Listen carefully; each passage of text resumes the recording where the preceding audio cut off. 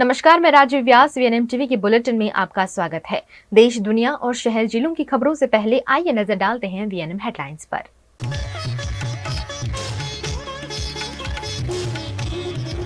देश में चौथे चरण के लिए डाले गए वोट, शाम 5 बजे तक 62.31% मतदान।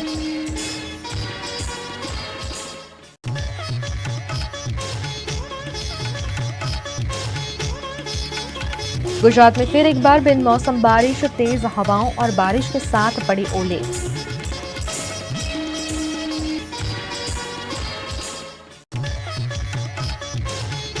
वडोदरा को जल्द मिलेगा सुचारू पेयजल सुविधा, वाटर ट्रीटमेंट प्लांट और नई पाइपलाइन का काम तेजी पर।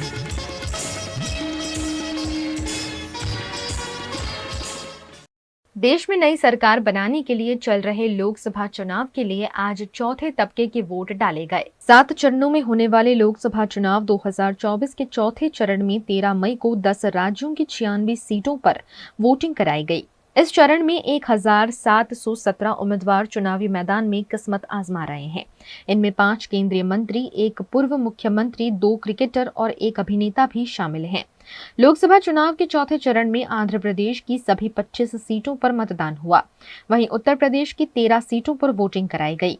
इसी तरह तेलंगाना की 17, महाराष्ट्र की 11, एमपी की 8, पश्चिम बंगाल की 8, बिहार की 5, झारखंड और ओडिशा की 4 और जम्मू कश्मीर की 1 सीट पर मतदान हुआ। इस मतदान में 10 राज्यों में शाम 5 बजे तक 62.31% वोटिंग हुआ। ये आंकड़े आगे भी बढ़ सकते हैं।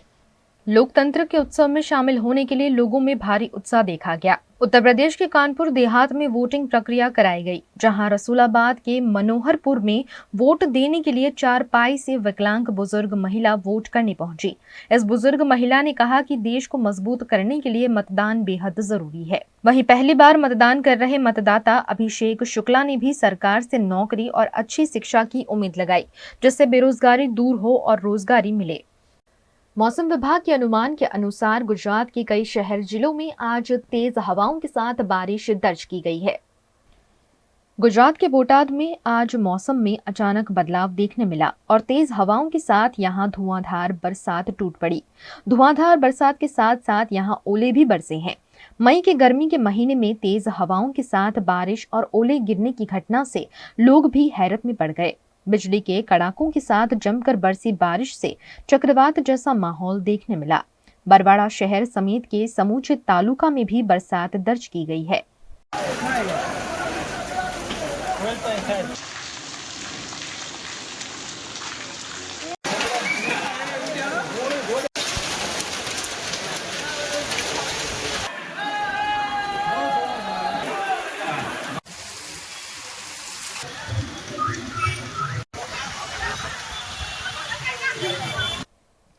गुजरात के अमरेली में भी आज बिन मौसम बारिश दर्ज की गई। मौसम विभाग के पूर्व अनुमान के अनुसार यहां तेज हवाओं के साथ जमकर बारिश बरसी, जिससे गर्मी से तो लोगों को राहत मिली है, लेकिन किसानों के माथे पर चिंता के बल पड़ गए हैं। यहां बिन मौसम बारिश ने ऐसा माहौल जमाया जैसे गर्मी का नहीं, मानसून का महीना चल रहा हो।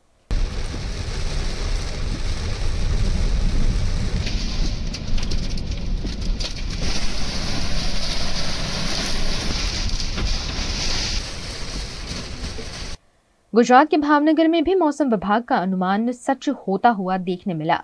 गर्मी के मई महीने में भावनगर के कई तालुका में आसमान से अचानक बादल उमड़ आए और सीहोर समेत के गांव में भारी बरसात दर्ज हुई है।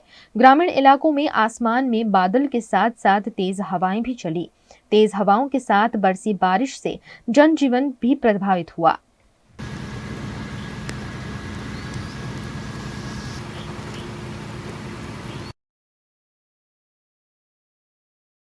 गुजरात के अरवली जिले में भी बिन मौसम बारिश के साथ ओले पड़े हैं। अरवली के शामड़ाजी से बरसात की शुरुआत हुई।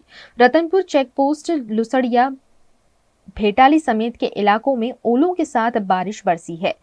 गर्मी में तप रहे लोगों को तो बारिश से आनंद मिला है, लेकिन किसानों की फसल खराब हो सकती है। Run visuals.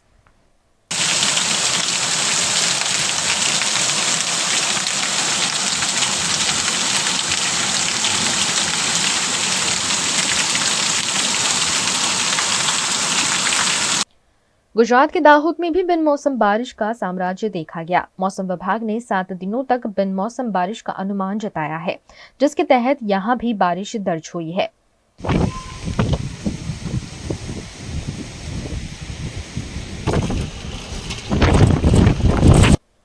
गुजरात के अहमदाबाद में भी मौसम में अचानक बदलाव देखने मिला। तेज हवाओं से उड़ी धूल के बीच कई इलाकों में बरसात बरसती हुई देखने मिली। तेज हवाओं और उड़ती हुई धूल से जीरो विजिबिलिटी का सामना भी वाहन चालकों को करना पड़ा।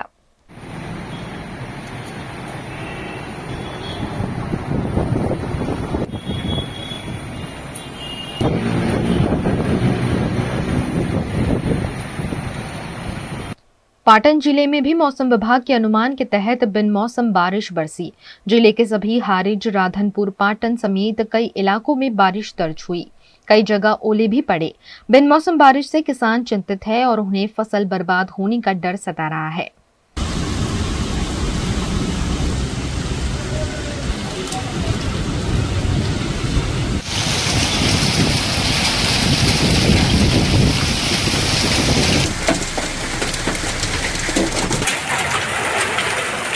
गुजरात के संतरामपुर में भी चक्रवात के साथ बारिश दर्ज हुई। बिजली के कड़ाकों के साथ धुआंधार बरसात बरसती हुई देखने मिली, जिससे कई लोग मुसीबत में पड़ गए। तेज हवाओं के साथ बरसी बारिश के चलते कई अप्रिय घटनाएं भी दर्ज हुई। वहीं किसानों को अपनी फसल खराब होने का डर सता रहा है।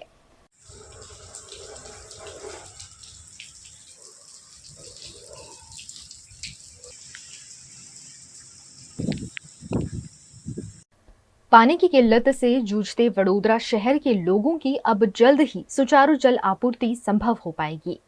गुजरात के वडोदरा के कई इलाकों में सुचारू जल आपूर्ति नहीं होने की शिकायत अक्सर सामने आती रहती है। ऐसे में कॉरपोरेशन द्वारा निमेटा में 50 MLD क्षमता का वाटर ट्रीटमेंट प्लांट बनाने और आजवा से निमेटा तक 1524 किलोमीटर की नई पाइपलाइन डालने का काम O&M कंपनी के contractor Velji Ratna Sorathiya infra private limited को दिया गया है। इस मामले वर्क ऑर्डर के तहत जल्द से जल्द कार्यवाही पूरी करने के आदेश भी दिए गए हैं। इस कार्य में करीब 50% काम पूरा हो गया है, जबकि बाकी काम दिसंबर 2024 तक पूरा होने की संभावना वेलजी सोरठिया की O&M कंपनी के सुपरवाइजर ज्योति पटेल ने जताई है। आ प्रोजेक्ट फिल्टर प्लांट बनाવીએ છે 4 નંબર જે કોર્પોરેશનમાં 3 તો જૂના હતા જ અને એક આ ચોથો બનાવીએ છે અને 19 એમ તો 24માં ચાલુ 23માં ચાલુ કર્યું આપણે ડિસેમ્બર 22 એટલે એમ અને પહેલા ઓર્ડર તો બહુ પહેલા મળેલો હતો પણ એમાં ડિસ્પ્યુટ પડેલા એટલે એ કામ બંધ રહેલું અને 2022 ડિસેમ્બરમાં આપણે ચાલુ કર્યું અને લગભગ 24 જાન્યુઆરી ફેબ્રુઆરી સુધીમાં પ્રોજેક્ટ પૂરો કરવાની અમારી ગણતરી છે। 50% કામ અત્યારે લગભગ પતી ગયું છે પાઇપો સાથે। 7.5 કિલોમીટર જે લાઈન નાખવાની છે આજવાથી નિમેટા એમાં લગભગ 50%ની ઉપર અમે નાખી દીધી છે। જૂની કાઢી અને નવી નાખીએ છીએ 1500 ડાયાની લાઈન અને અહીંયા જે ફિલ્ટર પ્લાન્ટ બને છે એમાં બી 50%ની ઉપર કામ ચાલુ થઈ ગયું છે અને लगभग 80 થી 85 માણસો કામ કરી રહ્યા છે લેબર કડિયા બધા સાથે। 50 MLD નો પ્લાન છે। કેટલા વર્ષની અંદર પૂર્ણ કરવાનો છે? એમ તો અત્યારે 18 મહિનામાં પૂરો કરવાનો હતો અને થઈ જશે। જે પહેલા જે પેમેન્ટ નક્કી કરવામાં આવ્યું એ જ પેમેન્ટમાં કે બીજું વધારાનું ઉમેર્યું છે? કોઈ પેમેન્ટ ઉમેર્યું નથી। જે ટેન્ડર જે પ્રમાણે જે ભાવે નક્કી થયું હતું એ જ ભાવે અત્યારે 68 કરોડનું કામ છે। આ વેબસપ કંપની છે અંજાર પાઇપો માટે અને સળિયા નેશનલ કંપનીના છે અને સિમેન્ટ કમળનું વાપરીએ છીએ। જે ટેન્ડરમાં જે મંજૂર કરેલું છે કે ભાઈ આ જ કંપનીનું વસ્તુ જોશે એ જ કંપનીનું આપણે માલ મંગાવીએ છીએ અને થર્ડ પાર્ટી ઇન્સ્પેક્શનમાં બી આ લોકો દરરોજ અહીં આવે છે અને ચેક કરે છે કે ભાઈ સ્ટીલ બરાબર છે, સળિયા સિમેન્ટ બરાબર છે, માલ બરાબર વપરાય છે, ये બધું चेक करे थे लोग। इस काम को O&M कंपनी के मालिक वेलजी सोरठिया द्वारा तेजी दे दी गई है। दिवाली के आसपास इस काम को पूरा कर वडोदरा शहर के लोगों को जरूरत के मुताबिक का पानी पहुंचाने की कवायद जोरों शोरों से जारी है। इस काम से वडोदरा शहर के नागरिकों को तो फायदा हो ही रहा है, साथ ही कॉरपोरेशन की तिजोरी को भी सीधा फायदा पहुंच रहा है। ऐसे में ये कार्य जल्द से जल्द पूरा हो, ऐसी उम्मीद वडोदरा के नागरिक लगा रहे हैं। लोकसभा चुनाव के चौथे चरण में आज मध्य प्रदेश की मंदसौर सीट पर भी मतदान हुआ, जहां पुलिस बंदोबस्त के बीच मतदान प्रक्रिया जारी रही। लोकसभा चुनाव के चौथे फेज में आज 9 राज्यों और 1 केंद्र शासित प्रदेश जम्मू कश्मीर की 96 सीटों पर वोटिंग चल रही है। इसके अलावा आंध्र प्रदेश की 175 और ओडिशा की 28 विधानसभा सीटों पर भी मतदान हो रहा है। लोकसभा चुनाव के लिए पहले ही 3 चरण के मतदान हो चुके हैं और आज देश भर के कई राज्यों में चौथे चरण का चुनाव आयोजित किया गया है, जिसमें मध्य प्रदेश के मंदसौर की सीट भी शामिल है। मंदसौर प्रशासन द्वारा पिछले कई दिनों से चुनाव की तैयारियां की जा रही थी। आज चाक चौबंद पुलिस बंदोबस्त के बीच यहां वोटिंग प्रक्रिया को अंजाम दिया जा रहा है, जिस पर एडिशनल एसपी गौतम सोलंकी ने जानकारी दी। देखिए, आज फोर्थ फेज का मंदसौर में भी लोकसभा का चुनाव है और इसको लेकर हमारी पूरी तैयारियां हैं और लगभग हमारा 4200 का फोर्स इसमें लगाया गया है। हमारी जो सेंट्रल पैरामिलिट्री फोर्सेस है क्रिटिकल मतदान केंद्रों पर लगाई गई है। इसके अलावा जो एसएपी है, होमगार्ड है और जो हमारा स्टेट जो हमारी जिला बल है, ये भी विभिन्न मतदान केंद्रों पर लगाया गया है। सभी लगभग मतदान केंद्र हमारे आर्म्स उससे कवर है। इसके अलावा जो हमारी सुपरवाइजरी मोबाइल है, क्यूआरटी मोबाइल है और 117 लगभग सेक्टर पुलिस मोबाइल है, जो लगातार सभी मतदान केंद्रों पर भ्रमण करती रहेंगी। यहाँ भारतीय जनता पार्टी की ओर से प्रत्याशी सुधीर गुप्ता चुनाव लड़ रहे हैं, जिन्होंने सुबह 7 बजे ही मतदान केंद्र पहुंचकर अपने मताधिकार का प्रयोग किया। आम जनों के लिए यहाँ अलग अलग तरह के मतदान केंद्र बनाए गए हैं, जिस पर दिन भर वोटिंग प्रक्रिया जारी रही। कि अपनी लोकतांत्रिक व्यवस्थाओं को मजबूत करने के लिए मतदान करें और मैं आज इस बात के लिए प्रसन्न हूं कि मैंने इस प्रक्रिया में भाग लिया और मतदान करके एक नागरिक होने के नाते मैंने भारत के प्रति अपने कर्तव्य को पूर्ण किया है। देखिए, जनता से अपील तो मैं एक बात यही कहूंगा कि भारत को एक विकसित राष्ट्र बनाना है, उस पर हम दृढ़ता से कदम आगे बढ़ा चुके हैं और इसीलिए राष्ट्र के नागरिक होने के नाते हमारे सबके कर्तव्य है कि भारत की 140 करोड़ आबादी के लिए सभी हितों को समान रूप से सब तक पहुंचे, इसके लिए व्यावहारिक कदम उठाने वाली सरकारों का चयन करें। वहीं मध्य प्रदेश के उप मुख्यमंत्री जगदीश देवड़ा ने भी मतदान केंद्र पहुंचकर आम लोगों की तरह कतारों में लगकर अपने मताधिकार का प्रयोग किया। आज मंदसौर की जनता बढ़ चढ़कर लोकतंत्र के उत्सव में शिरकत कर रही है, जिसमें आम नागरिकों के साथ साथ राजनीतिक दलों के नेता भी शामिल हुए। बहुत अच्छा मौसम है, गर्मी जरूर है लेकिन फिर भी राहत है। सब लोग उत्साह के साथ मतदान करने घर से निकले हैं और सभी राजनीतिक दल भी और सामाजिक संस्थाएं भी, जनप्रतिनिधि भी, सब लोग मिलकर के मोटिवेट कर रहे हैं, लोगों के घर घर जाकर के कह रहे हैं कि भाई मतदान ज्यादा से ज्यादा करो। तो मुझे लगता है कि लोकतंत्र में इससे बड़ा कोई दान नहीं हो सकता है मतदान के अलावा। इसीलिए प्रधानमंत्री जी ने भी कहा है कि पहले मतदान फिर जलपान, तो सब खाना पीना बाद में, पहले मतदान करने जाए, ऐसी अपील की है। मैं भी प्रार्थना करूंगा पूरे मंदसौर संसदीय क्षेत्र से भी और जहां जहां ये मतदान हो रहा है वहां पर मैं अपील करूंगा कि वो ज्यादा से ज्यादा मतदान करें। अब जो है वो अंतिम चरण का मतदान है, क्या उम्मीद लगती है आपको? 29 सीट पर भारतीय जनता पार्टी चुनाव जीतेगी। देश के प्रधानमंत्री नरेंद्र मोदी आज सुबह पटना साहिब गुरुद्वारा पहुंचे, जहां उन्होंने मत्था टेका और लंगर में लोगों को खाना भी खिलाया। लोकसभा चुनाव के बीच प्रधानमंत्री मोदी बिहार की राजधानी पटना में हैं। आज पीएम मोदी ने पटना स्थित सिखों के पवित्र स्थल श्री पटना साहिब गुरुद्वारे में मत्था टेका। साथ ही पीएम मोदी ने लंगर की पंगत में बैठे लोगों के लिए रोटियां बेली और खाना खिलाया। गुरुद्वारा पहुंचकर पीएम ने मत्था टेकने के बाद अरदास भी किया। लोगों को खाना खिलाने के लिए रोटियां भी बेली, खाना बनाया और लंगर में लोगों को खाना भी खिलाया।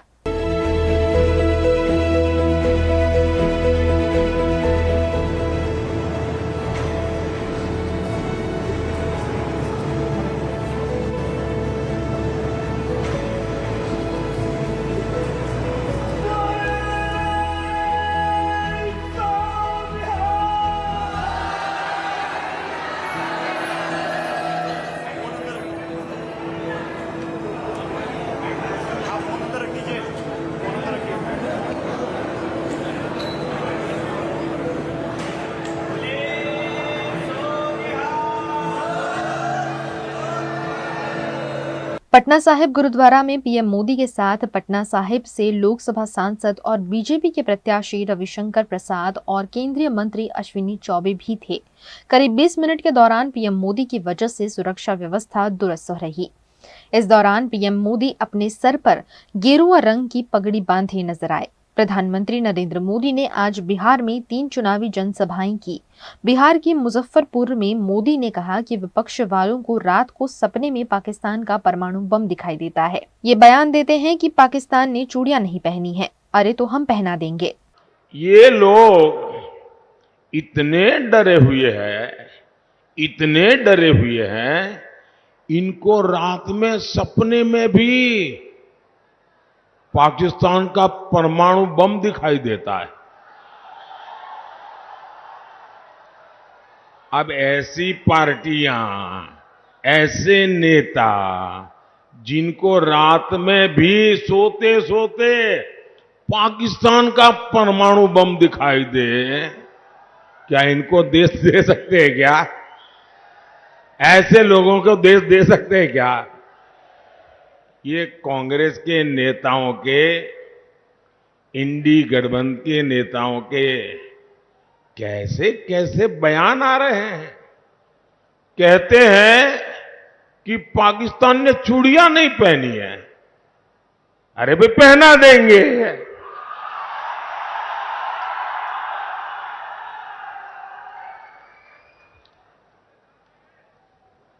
अब उनको आटा भी चाहिए, उनके पास बिजली भी नहीं है। अब हमें मालूम नहीं है कि उनके पास चूड़ियां भी नहीं है। कोई मुंबई हमले में पाकिस्तान को क्लीन चिट दे रहा है, कोई सर्जिकल और एयर स्ट्राइक पर सवाल उठा रहा है। ये लेफ्ट वाले तो भारत के परमाणु हथियारों को ही खत्म करना चाहते हैं। ऐसा लगता है जैसे इंडी गठबंधन वालों ने भारत के खिलाफ ही किसी से सुपारी ले ली है। आप मुझे बताइए, ऐसे स्वार्थी लोग क्या राष्ट्र रक्षा के लिए कड़े फैसले ले सकते हैं क्या? जरा पूरी ताकत से बताइए, कड़े फैसले ले सकते हैं क्या? कड़े फैसले ले सकते हैं क्या? कड़े फैसले ले सकते हैं क्या? ऐसे दल जिनके अंदर कुछ ठिकाना नहीं, वो भारत को मजबूत बना सकते हैं क्या? मजबूत बना सकते हैं क्या? वो तो मजबूर बनाकर छोड़ेंगे। साथियों, मोदी पूर्वी भारत के राज्यों को, जो हिंदुस्तान का नक्शा देखें और सीधी लाइन बनाएं, तो जो पूर्वी भारत है, जिसमें हमारा बिहार है, हमारा झारखंड है, हमारा बंगाल है, हमारा उड़ीसा है, ये जो पूर्वी भारत के राज्य है, ऐसे राज्यों को विकसित भारत के विकास का ग्रोथ इंजन मानता है। इसलिए मैं विकसित बिहार, विकसित भारत के मंत्र पर काम कर रहा हूं।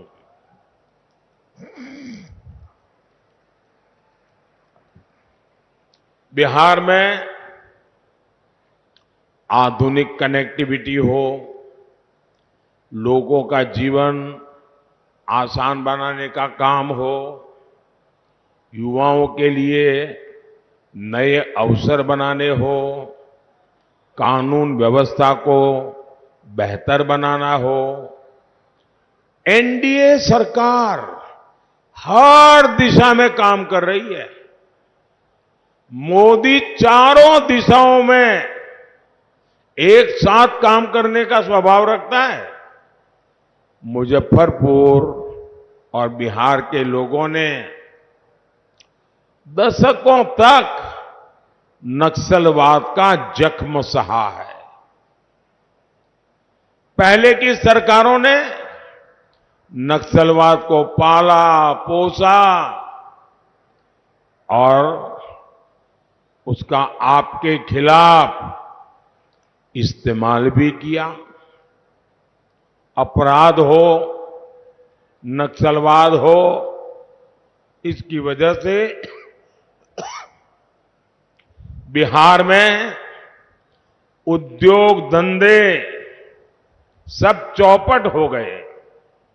दरअसल 5 मई को जम्मू कश्मीर के पूर्व सीएम फारूक अब्दुल्ला ने कहा था कि पाकिस्तान ने चूड़ियां नहीं पहन रखी है और उसके पास परमाणु बम भी है जो हम पर गिरेंगे। उसी का जवाब देते हुए प्रधानमंत्री नरेंद्र मोदी ने अपनी सभा में ये बात कही। वीएनएम टीवी पर वक्त है एक छोटे से ब्रेक का। ब्रेक के बाद जल्द हाजिर होंगे कुछ और खबरों के साथ। बने रहिए हमारे साथ।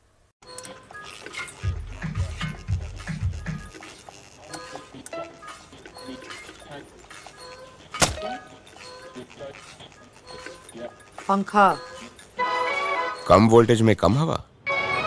Switch to RR signature BLDC fans जो दे फुल स्पीड कम वोल्टेज में। RR सिग्नेचर फैंस, आपके काम की बात। Welcome to Courtyard Palladium. 3 BHK large size apartments જ્યાં તમને મળશે એક grand living room with an amazing view, સાથે એક comfortable dining area, a perfect kitchen for your perfect family. Now 3 bedrooms નો પહેલો bedroom with an amazing balcony view. સાથે the second bedroom which is very comfortable, very cozy and has ample of sunlight. And now for the third and the master bedroom of this house. This is so amazing, so grand and so beautiful. Best વાત આ apartments ની એ છે કે અહીંયા તમને મળે છે walk through balcony. So now I'll see you in the living room. Let's go. This is amazing, right? Courtyard Palladium, 3 BHK large apartments near Earth Infinity in Bhaili. Don't forget to visit.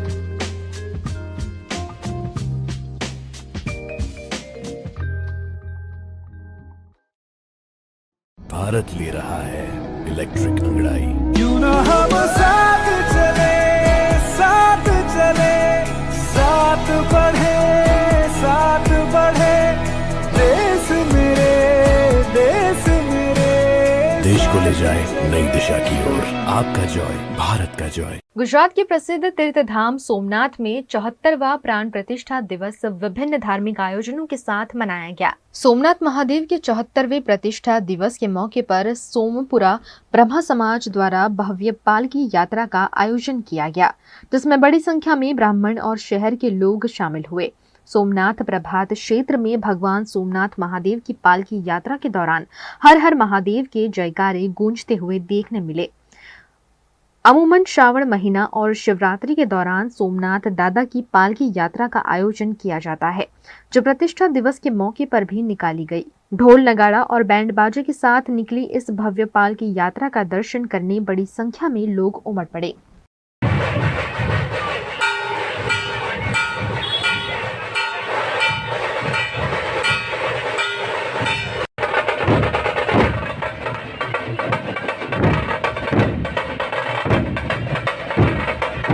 आज रोज वैशाख शुक्ल पंचमी 74मो देवादिदेव महादेवનો પ્રતિષ્ઠા મહોત્સવ છે। આજથી 74 વર્ષ પહેલાં doctor Rajendra પ્રસાદજીએ અહીંયા સોમનાથજીની પ્રાણ પ્રતિષ્ઠાનો ઉત્સવ કરેલો। આજે એમને 74મો પાટોત્સવ છે। આ નિમિત્તે શ્રી સોમપુરા બ્રાહ્મણ સમાજ પારંપરિક પાલકી યાત્રાનું આયોજન કરે છે અને આજે પણ વૈશાખ શુક્લ પંચમી 12 મે 2024 આ આયોજન પાલખીનું કરેલ છે અને સોમનાથ દાદા નગરચર્યામાં નીકળશે। અત્યારે બસ પ્રારંભ થવા જઈ રહ્યો છે। સોમપુરા બ્રાહ્મણ સમાજને આ લાભો મળ્યો છે। સમગ્ર વેરાવળ પાટણના જ્ઞાતિજનોના આગેવાનો, જ્ઞાતિજનો, સમસ્ત હિન્દુ પરિવાર, સનાતન ધર્મના સનાતનીઓ આ પાલકી યાત્રામાં જોડાશે। સોમનાથ મંદિરનો 74મો પ્રાણ પ્રતિષ્ઠા મહોત્સવ આજે ઉજવવામાં આવ્યો, જેમાં સવારે સરદાર વલ્લભભાઈ પટેલને પુષ્પાંજલિ અર્પણ કરવામાં આવ્યું। ત્યારબાદ ધ્વજા પૂજા કરવામાં આવી અને 9:46 મહાપૂજા કરવામાં આવી। એના પછી સાંજે દીપમાળા અને વિશેષ શૃંગાર રાખવામાં આવેલું છે। 11 મે 1951 રોજ ભારત દેશના પ્રથમ રાષ્ટ્રપતિ ડૉક્ટર રાજેન્દ્ર પ્રસાદ દ્વારા સોમનાથ મંદિરે આવીને સોમનાથ મંદિરે પ્રાણ પ્રતિષ્ઠામાં ભાગ લેવામાં આવેલો હતો। गुजरात में चुनाव प्रचार शांतिपूर्ण माहौल में संपन्न होने पर वडोदरा आए डीजीपी विकास सहाय ने पुलिस की कार्यवाही की सराहना की। लोकसभा चुनाव के तीसरे चरण में गुजरात की सभी सीटों पर शांतिपूर्ण माहौल में वोटिंग कराई गई है। इसी उपलक्ष्य में गुजरात के डीजीपी विकास सहाय वडोदरा दौरे पर आए। यहां पुलिस भवन में उनका गार्ड ऑफ ऑनर के साथ सम्मान किया गया।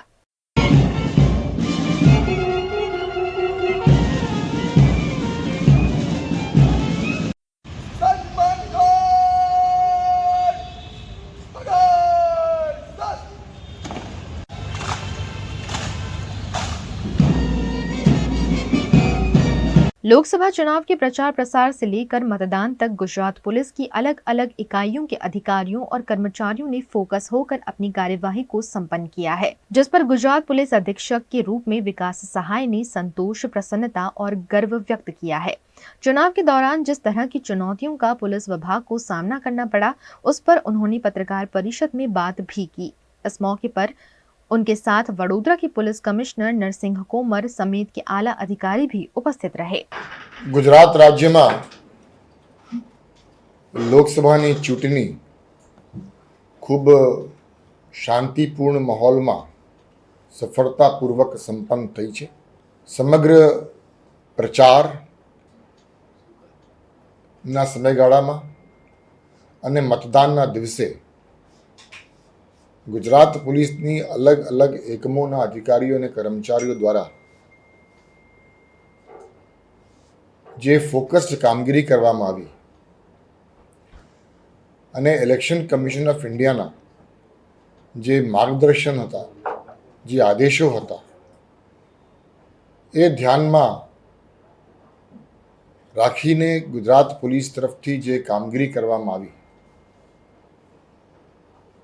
ए कामगीरी थी मने गुजरात पुलिसना वडा तरीके खूब संतोष छे, खूब प्रसन्नता छे अने खूब गर्व पण छे। आपणे जाणीए छीए के चूंटणी दरमियान अलग अलग प्रकारनी चुनौतीओ होय छे अने ए चुनौतीओनो सामना करवा माटे अने ए चुनौतीना कारणे कोई जगह कोई अनिच्छनीय बनाव न बनी जाए, ए पुलिसनी एक खास एना पर ध्यान केंद्रित करवानी होय छे। अने आपणे जाणीए छीए के गुजरात राज्य में इंसिडेंट फ्री लोकसभा चूंटणीनुं आयोजन थयुं छे।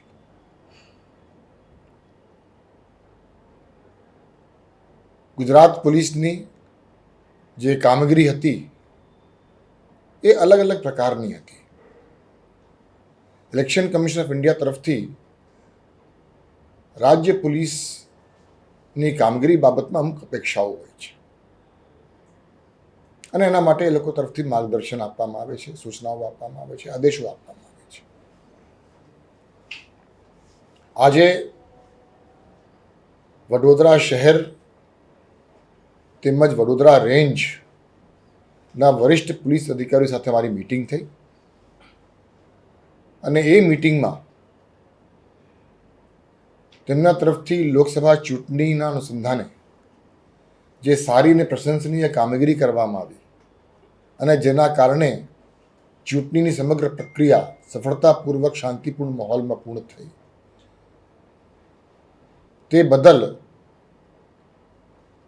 वडोदरा शहर पुलिस अने वडोदरा रेंजना तमाम अधिकारीओ ने मैं अभिनंदन आपी छे अने आभार पण व्यक्त करी छे। साथे साथे प्रचारना दिवसोमां अने मतदानना दिवसे तेमना जे अनुभवो छे ए अनुभवनुं ए एक्सपीरियंसनुं एक फीडबेक पण लेवामां आव्युं અને એક્સપિરિયન્સ શેરિંગ સેશન પણ રાખવામાં આવ્યું જેમાં અલગ અલગ મુદ્દાઓ પર ચર્ચાઓ પણ થઈ। શાંતિપૂર્ણ માહોલમાં मतदान અને પ્રચારની પ્રક્રિયા પૂર્ણ થઈ તે બદલ ગુજરાત પોલીસ વતી હું દરેક રાજકીય પક્ષના આગેવાનો નેતાઓને પણ આભાર વ્યક્ત કરું છું અને મતદારોને પણ આભાર વ્યક્ત કરું છું. મતદાનના દિવસે ગુજરાત પોલીસને મતદારો તરફથી જે સાથ અને સહયોગ અને મદદની અપેક્ષાઓ હોય છે એ અપેક્ષા મુજબ મતદારો તરફથી જે આપણને સાથ સહકાર મળ્યું છે તે બદલ ગુજરાત રાજ્યના તમામ મતદારોને ગુજરાત પોલીસ વતી આભાર વ્યક્ત કરું છું અને શાંતિપૂર્ણ માહોલમાં આ સમગ્ર પ્રક્રિયા સંપન્ન થવામાં મતદારોના, આપ લોકોના, આમ જનતાનો, રાજકીય પક્ષના આગેવાનોનો પણ ખૂબ મોટું યોગદાન છે. એટલે એ યોગદાન બદલ પોલીસ વડા તરીકે આભાર વ્યક્ત કરું છું. અને આજે વડોદરા શહેરના અધિકારીઓ અને રેન્જના અધિકારીઓ સાથે મારી મિટિંગ થઈ, બધાને મળીને અભિનંદન પાઠવ્યો છું અને ભવિષ્યમાં પણ ગુજરાત પોલીસના તમામ અધિકારીઓ અને કર્મચારીઓ આ પ્રકારની સારી कामगिरी करता રહેશે એવા आशा પણ मैं व्यक्त करी है. वडोदरा के गोरवा में स्मार्ट मीटर को लेकर स्थानीय निवासियों ने MGVCL कार्यालय पर हंगामा किया.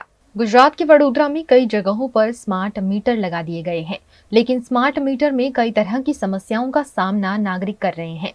ऐसे में गोरवा के स्वामी विवेकानंद में रहने वाले लोगों ने MGVCL की सब डिविजनल ऑफिसर पर हल्ला बोल दिया. उन्होंने स्मार्ट मीटर के बदले पुराने मीटर ही लगाकर देने की मांग की है. स्मार्ट मीटर नहीं बदलने पर स्थानीय निवासियों ने विरोध प्रदर्शन जारी रखने की बात कही है. मामले को बिगड़ता हुआ देख मौके पर पुलिस भी बुलाई गई. जूना मीटर पाछा आपो, पब्लिक ने लूटवाना धंधा बंद करो. अमे आम पब्लिक छे, अमे आवास योजना में रहीए छे. अमे कोई बंगला आ वस्तु केम अमारा ज गरीबों ज अपनाई छे. बंगलाओं कशे स्मार्ट मीटर नहीं लाग्या. एનું રીઝન છે સાહેબ, અઠવાડિયાથી મારો છોકરો એડમિટ હતો, હજુ સવારે રજા લઈને ઘરે આવી છું, જોયું તો લાઇટ નથી. પછી ખબર પડી કે આવી રીતે રિચાર્જ 2000નું પતી ગયું છે. તો 12 દિવસમાં 2000નું રિચાર્જ એટલે કઈ જવાનું અમારા લોકોને. એવો ને એવો દવાખાનાવાળો છોકરો હું અહીં લઈને આવી હતી તો પણ અધિકારીઓએ દરવાજો ખોલ્યો નથી કે છોકરાને પણ અંદર લો. તો આટલા બધા તમે લોકો શું નિર્દય છો? છોકરા માટે બી દરવાજો ખોલવા તૈયાર નતા. ખામી યુક્ત નહીં, આ પબ્લિકને લૂંટવાના ધંધા છે. ટોટલી હું ચોખ્ખું કહું છું, પબ્લિકને લૂંટવાના ધંધા છે. કારણ કે અમારું 2 મહિનાનું જો બી 700 થી 800 રૂપિયા આવતું હોય તો આ 12 દિવસમાં 2000 એટલે મરી જવું છે અમારા લોકોને. તો કમાઈને ખાલી જીવીના બિલ જ ભરીશું અમે લોકો, તો ખાઈશું શું અમે લોકો?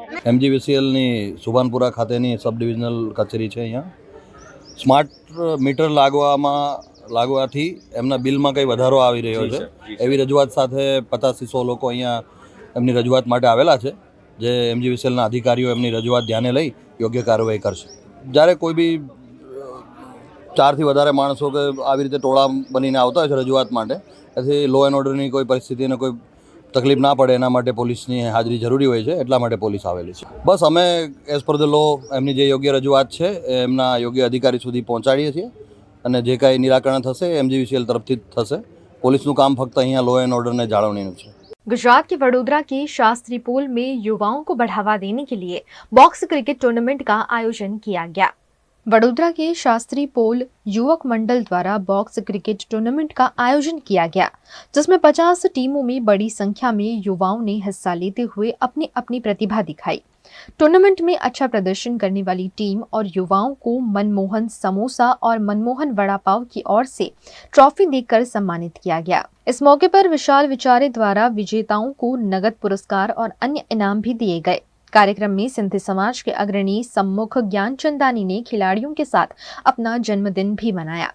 છેલ્લા કેટલાક વર્ષોથી અહીંયા શાસ્ત્રી પોલ યુવક મંડળ દ્વારા શાસ્ત્રી પોલ બોક્સ ક્રિકેટ ટુર્નામેન્ટનું આયોજન કરવામાં આવે છે અને આ આયોજન બહુ સુંદર નમૂને થાય છે અને 5 દિવસ આ મેચો ચાલે છે. 50થી વધારે ટીમો અહીંયા શાસ્ત્રી પોલ યુવક મંડળમાં જે બોક્સ ટુર્નામેન્ટ રાખી હતી એમાં ભાગ લીધો હતો અને આ 2 ટીમો જે જીતી છે, રનર્સ અને વિનર્સ, અને એમાં બી બહુ ઉત્સાહ છે અને અમારે ગેરંટી છે કે આ નાના જે બાળકો જે આ બોક્સ ટુર્નામેન્ટનું આયોજન કરે છે એ બીજા વર્ષે આનાથી પણ સારી રીતે આયોજન કરશે.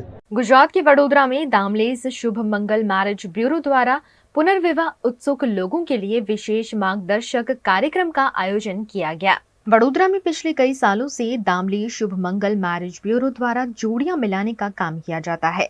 इसी के तहत शुभ मंगल वधू वर सूचक ब्यूरो द्वारा रिश्तों के रंग लहराएंगे दिल की आवाज से अंतर्गत विशेष कार्यक्रम आयोजित किया गया, जिसमें पुनर्विवाह उत्सुक लोगों को आमंत्रित कर उन्हें मार्गदर्शन दिया गया। एडवाइजर का एक अच्छी कहानी मैं हमेशा कहता हूँ कि बीरबल और अकबर की कहानी है। एक बार बादशाह के दांत पे दर्द हुआ तो उन्होंने बीरबल को बोला कि मेरे दांत पे दर्द है, इलाज करो। तो बीरबल ने बोला मैं थोड़ी ना हकीम हूँ, मुझे क्या पता। तो बोले वो मुझे नहीं पता, मुझे इलाज करो। बोले ठीक है, मुझे 15 मिनट दीजिए। तो अकबर उनको बोलता है कि 15 मिनट तो डॉक्टर बन जाएगा। तो बोले आप देखिए, कमाल देखिए। तो 15 मिनट दरबार में लोग आ रहे थे, तो दरबार के पास बीरबल ऐसा दांत पकड़ के खड़ा रह गया और जितने आए हर एक ने पूछा क्या हो गया। तो बोले दांत में दर्द है। तो हर एक ने बोला लौंग लगाओ, इलायची लगाओ, ये करो वो करो। तो इसकी बड़ी लिस्ट लेके 15 मिनट के बाद वो बादशाह के पास आए, ये रहा आपका इलाज।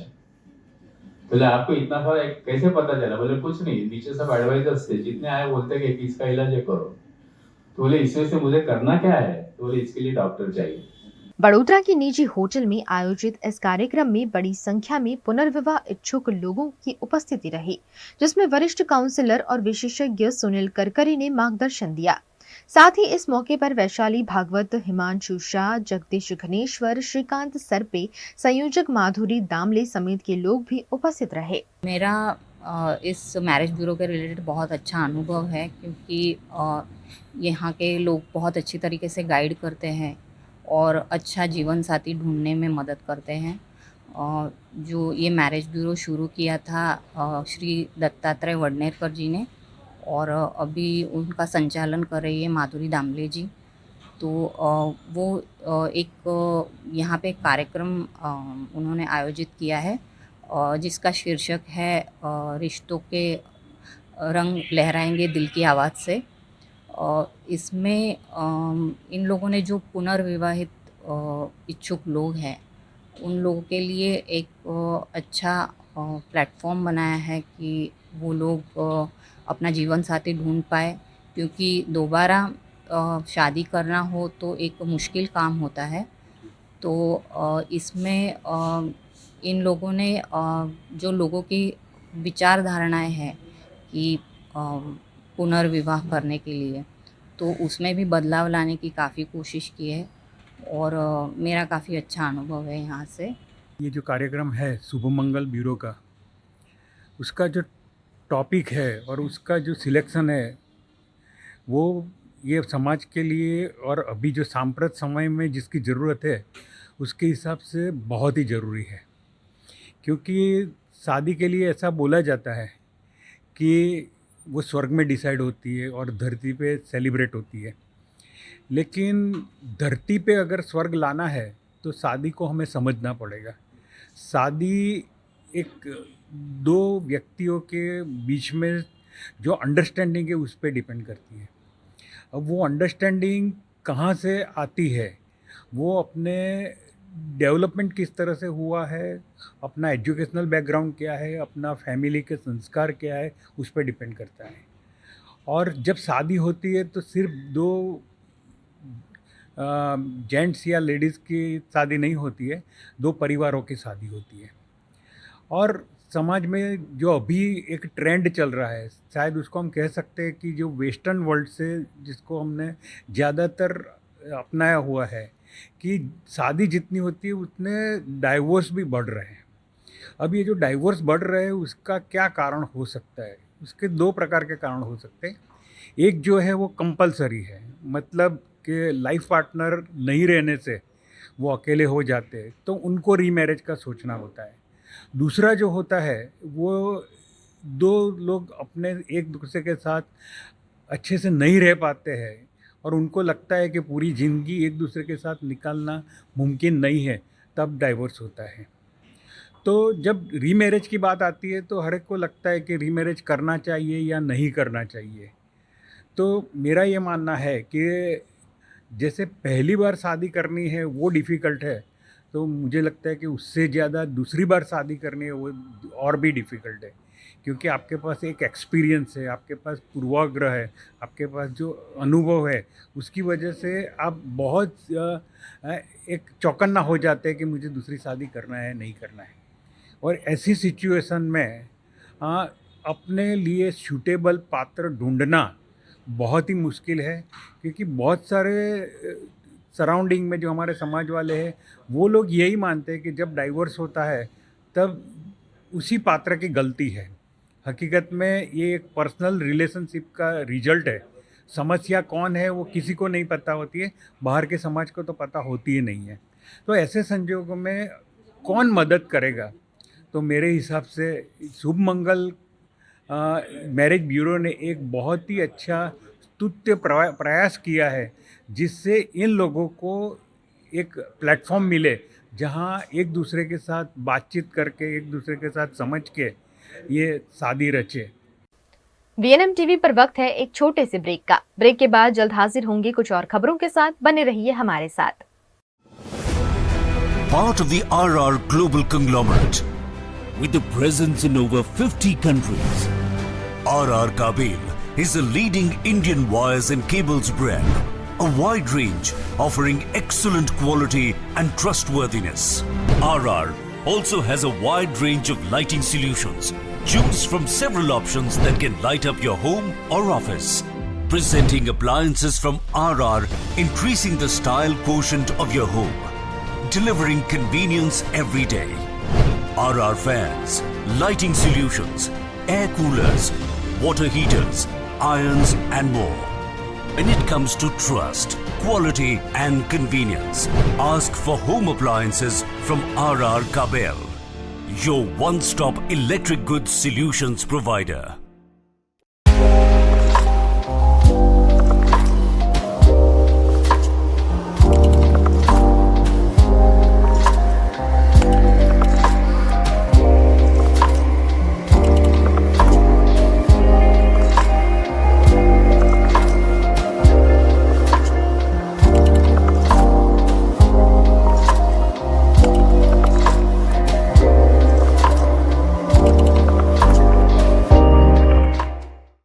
Every new year we take a new year resolution.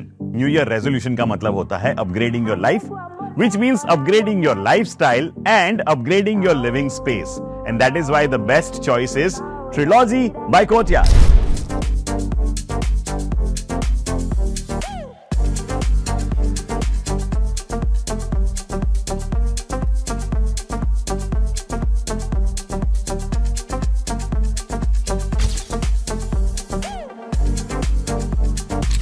Trilogy by Courtyard. Finest architecture, world-class amenities, and a great space to live. Come check it out.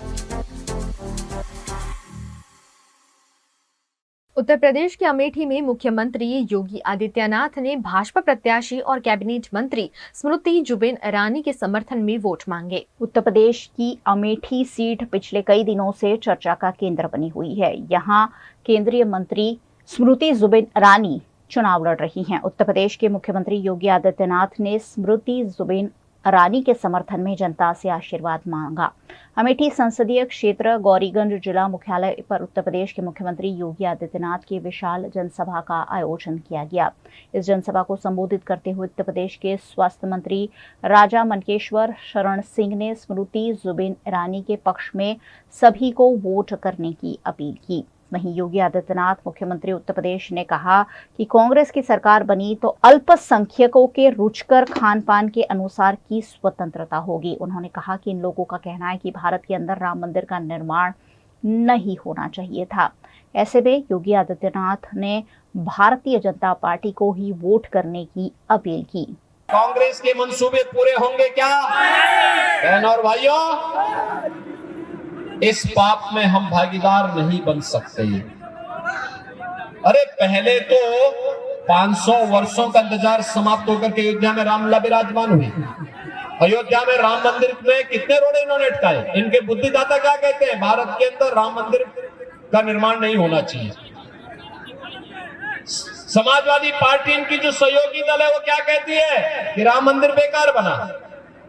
इन्होंने पहले राम के अस्तित्व पर प्रश्न खड़ा किए, फिर इन लोगों ने भारत के राम भक्तों पर गोलियां चलवाई, आतंकवादियों पर दायर मुकदमों को वापस लेने का कुत्सित प्रयास किया और अब कहते हैं राम मंदिर के बनने पर ही प्रश्न खड़ा करते हैं। लेकिन बहनों और भाइयों, राम मंदिर का निर्माण हुआ है, आप सबको गौरव की अनुभूति भी, आप अपनी पीढ़ी को बता पाएंगे कि हमने राम मंदिर को बनते देखा है। अमेठी से चुनाव लड़ रही स्मृति जुबिन ईरानी ने इस मौके पर कहा कि ये कैसा रिश्ता है उन लोगों को जो गरीबों के ना हुए, गरीब को खुले में शौच जाने को मजबूर कर, और गरीब के घर पर छत भी नहीं है, जो वायनाड के नहीं हुए, वो यहाँ के लोगों के लिए क्या ही कर लेंगे। गुजरात के प्रसिद्ध तीर्थधाम अंबाजी में फिलहाल नवीनीकरण की प्रक्रिया जारी है। गुजरात का प्रसिद्ध तीर्थधाम अंबाजी शक्तिपीठ में शामिल है। यहाँ रोजाना दर्शन के लिए सैकड़ों भक्त पहुंचते हैं। फिलहाल गब्बर पर्वत पर कई विकास लक्षी कार्य कार्यरत है। ऐसे में गब्बर पर्वत चढ़ने और उतरने के लिए एक ही और की सीढ़ियों को जारी रखा गया है। एक और की सीढ़ियां श्रद्धालुओं की आवाजाही के लिए बंद किया गया है। फिलहाल गब्बर चढ़ने और उतरने के लिए नवीनीकरण का कार्य सीढ़ियों में किया जा रहा है और उसी के चलते श्रद्धालुओं को जिन सीढ़ियों से नीचे उतरते हैं उन्हीं सीढ़ियों से ऊपर चढ़ने की व्यवस्था की गई है। यात्रियों को असुविधा के लिए मंदिर ट्रस्ट ने सहयोग की अपील भी की है।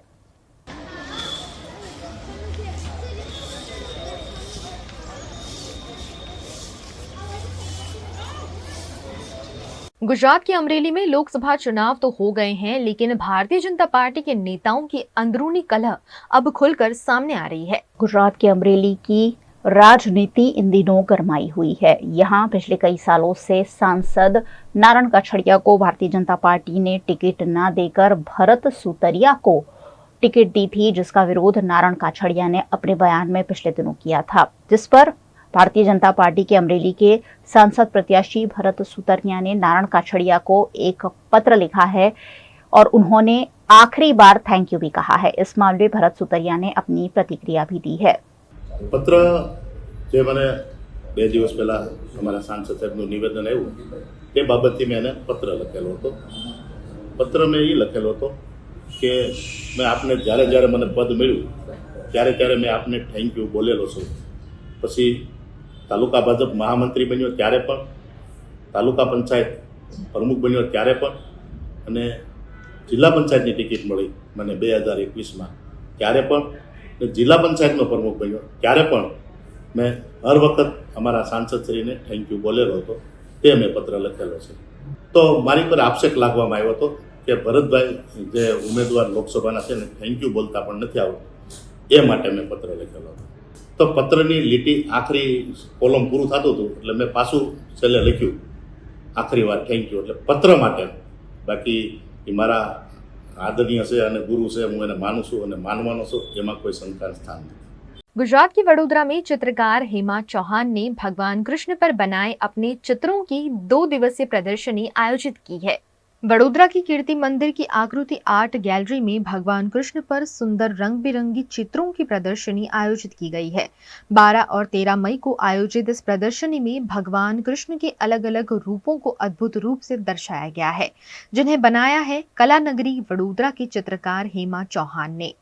प्रखर कृष्ण भक्त हेमा चौहान ने भगवान की भक्ति को अपनी भावनाओं के रूप में माई फीलिंग्स एग्जीबिशन में पेश किया है, जिसे देखने वडोदरा के BRG ग्रुप की अध्यक्ष लता गुप्ता समेत के अग्रणी भी पहुंचे।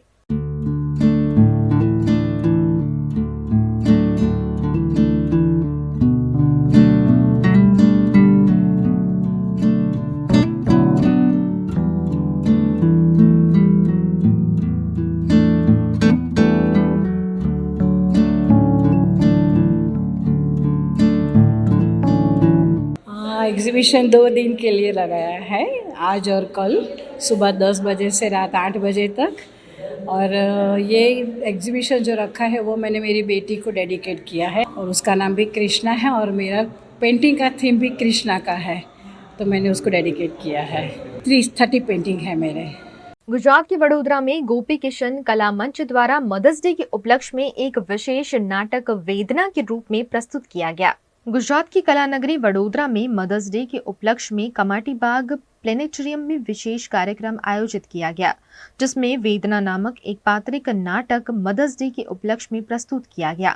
साथ ही इस मौके पर नृत्य, वंदना, रास इत्यादि भी प्रस्तुत किए गए। मनुष्य अवतारमा एवी लागणी, भावना, घણા બધા અલગ-અલગ આપણા પ્રભાવ મૂકેલા છે, પણ આ જે વેદના શબ્દ છે એ પરિસ્થિતિ મતલબ ગમે ત્યારે ગમે તે સિચ્યુએશનમાં તમને વેદનાનો જે વાત થાય ને એ એક લાગણી પ્રેમમાં અનુભવતી હોય છે ને એ કન્વર્ટ થતી હોય છે। મારી વાત કરું ને તો સિંગલ મધર છું, પણ સિંગલ મધરની સાથે સાથે જે સ્ટ્રોંગનેસ જોઈએ ને એક નારીમાં આજે વુમન્સ ડે રિલેટેડ મેसेज તો દરેક વુમન્સને આપવા માંગીએ। छत्तीसगढ़ के गोरेला पेंड्रा मरवाही में नर्सिंग डे और मदर्स डे के उपलक्ष्य में राष्ट्रपति के दत्तक पुत्र बैगा जनजातियों का सम्मान किया गया। देश भर में रविवार को नर्सिंग दिवस और मदर्स डे मनाया गया। इस मौके पर छत्तीसगढ़ के गोरेला पेंड्रा मरवाही के दूरस्थ आदिवासी अंचल उपासना एजुकेशन ट्रस्ट मरवाही में विशेष कार्यक्रम आयोजित किया गया। इस मौके पर नोबेल पुरस्कार विजेता मदर टेरेसा को भी याद किया गया। उपासना एजुकेशन ट्रस्ट की छात्राओं द्वारा बेहतर स्वास्थ्य सुविधाएं प्रदान करने के लिए नुक्कड़ सभा और नाटक प्रतियोगिताओं के आयोजन किए गए। साथ ही उपासना एजुकेशन ट्रस्ट के ओनर ऋषभ रैदास और जिला पंचायत सदस्य शुभम पेंद्रो, मंडल अध्यक्ष किशन सिंह ठाकुर, ओमकार शेट्टी द्वारा राष्ट्रपति के दत्तक पुत्र कहे जाने वाले बेगा जनजाति की महिलाओं को शॉल और श्रीफल देकर उनका सम्मान भी किया गया। मातृशक्ति, माता मतलब जैसे मैंने पहले भी कहा, माता मतलब पूरा विश्व, पूरा संसार जी, माँ से ही शुरू होता है, माँ से ही समाप्त होता है। माँ ही इस विश्व की जननी है। और रही बात नर्सिंग की, तो नर्सिंग एक सेवा है। जब मरीज जो है हॉस्पिटल पहुंचता है तो सबसे पहले अटेंड कौन करता है? नर्स की। और नर्स ही उनको ये सांत्वना देती है कि आप बिल्कुल स्वस्थ हो जाएंगे, अच्छे हो जाएंगे, आधा बीमारी तो वहीं पर उनको दूर हो जाता है। मातृ दिवस और नर्सिंग दिवस एक बहुत ही संयोग का विषय है। और माँ और नर्सिंग, माँ भी सेवा करती है, पूरे जीवन भर सेवा करती है, और नर्स भी सेवा करती है, और सेवा भाव ही एक बहुत बड़ा कार्य है। सेवा ही एक कार्य है कि आपने उन महिलाओं का सम्मान किया जो सबसे सुदूर और बहुत निम्न स्तर के माने जाते हैं, जिनको अपने राष्ट्रपति के दत्तक पुत्र माने जाते हैं। ऐसी महिलाओं को आपने सम्मान किया, इसके लिए मैं बहुत बहुत आप लोग का आभारी हूँ सर्वप्रथम। उसके बाद द्वितीय मैं ये बोलना चाहूँगा कि इन लड़कियों ने जो आज साहस दिखाया है, आज जो कार्यक्रम किया है, ये सभी धन्यवाद के पात्र हैं कि अपने क्षेत्र को, अपने लोगों को ये बताने की कोशिश की कि मातृशक्ति क्या होती है और मातृ तो जो भावना होती है वो लोग जो कर सकते हैं। आज ब्यूटी पार्लर करना, फिर उसके बाद फिर नर्सिंग करना, एक सेवा भाव जो होता है, आज उन्होंने दिखाया है कि हमारे अंदर कितना सेवा भाव है, हमारे क्षेत्र की महिलाओं में कितना सेवा भाव है और वो कितने हद तक सेवा कर सकते हैं। इसके लिए वो सभी धन्यवाद के पात्र हैं। गुजरात के अमरेली के भाजपा कार्यालय में IFFCO के नवनियुक्त अध्यक्ष दिलीप संघानी का सम्मान किया गया। हाल ही में इफ्को के चेयरमैन के रूप में दिलीप संघानी का निर्विरोध चयन हुआ है। दिलीप संघानी का गुजरात के अमरेली के भारतीय जनता पार्टी के कार्यालय में सम्मान किया गया। इस मौके पर दिलीप संघानी द्वारा शक्ति प्रदर्शन करते हुए अपनी ताकत दिखाई गई। इफ्को के चेयरमैन दिलीप संघानी निर्विरोध चुने गए हैं, जिससे लोगों में खुशी का माहौल है। इसी बीच अमरेली जिला भाजपा कार्यालय में विविध संस्थाओं और भारतीय जनता पार्टी के अग्रणियों द्वारा दिलीप संघानी के जन्मदिन पर उनका सम्मान किया गया। इस मौके पर सांसद नारायण काछड़िया, अमर डेयरी के चेयरमैन अश्विन सावलिया समेत के अग्रणी उपस्थित रहे, लेकिन एक भी विधायक कार्यक्रम में मौजूद नहीं रहा, जो चर्चा का केंद्र बना। अमरेली में वैसे भी फिलहाल राजनीति गरमाई हुई है और इसी बीच विधायकों की अनुपस्थिति पर कई तरह के सवाल उठे। 2 દિવસ પહેલા દુનિયાની સૌથી શ્રેષ્ઠ કોઓપરેટિવ સંસ્થા એટલે કે ઇફકો, ખેડૂતોની સંસ્થાની ચૂંટણી છેલ્લા 2 મહિનાથી પ્રક્રિયાઓ ચાલુ હતી। પ્રાઇમરી સોસાયટીમાંથી RGB એટલે રિપ્રેઝેન્ટેટિવ ઓફ જનરલ બોડીના મેમ્બર ચૂંટાયા દેશભરમાંથી, અને ત્યારબાદ 2 દિવસ પહેલાં દિલ્હી ખાતે RGB દ્વારા ડિરેક્ટરોની ચૂંટણી થઈ. કુલ 21ના બોર્ડમાંથી એક મહિલા, એનામાં 8 રાજ્ય કક્ષાની સોસાયટી અને 12 પ્રાઇમરી સોસાયટીના ડિરેક્ટર્સ ચૂંટાય. એ સિસ્ટમમાં 14 જેટલા બેનરી હતા. 7ની ચૂંટણી હતી. એ ચૂંટણી થયા પછી બીજા દિવસે તેમની ચૂંટણી થઈ. હું આપણા માધ્યમથી ગુજરાતના આરજીબી અને દેશભરના ડિરેક્ટરોનો આભારી છું કે એમને પુનઃ મારામાં વિશ્વાસ મૂકીને આ જવાબદારી મને વિના વિરોધ ચેરમેન બનવામાં આપી.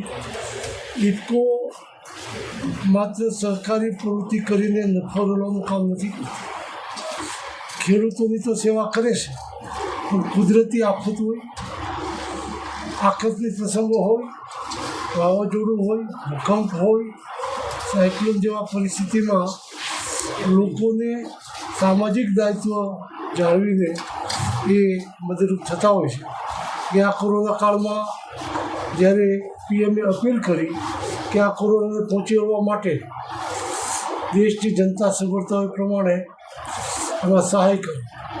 ઇફકોએ વિલંબ કર્યા વિના 1 કલાકમાં 25 કરોડ રૂપિયા પીએમ ફંડમાં જમા કરાવીને એક સહકારી ક્ષેત્રની જવાબદારી નિભાવી હતી.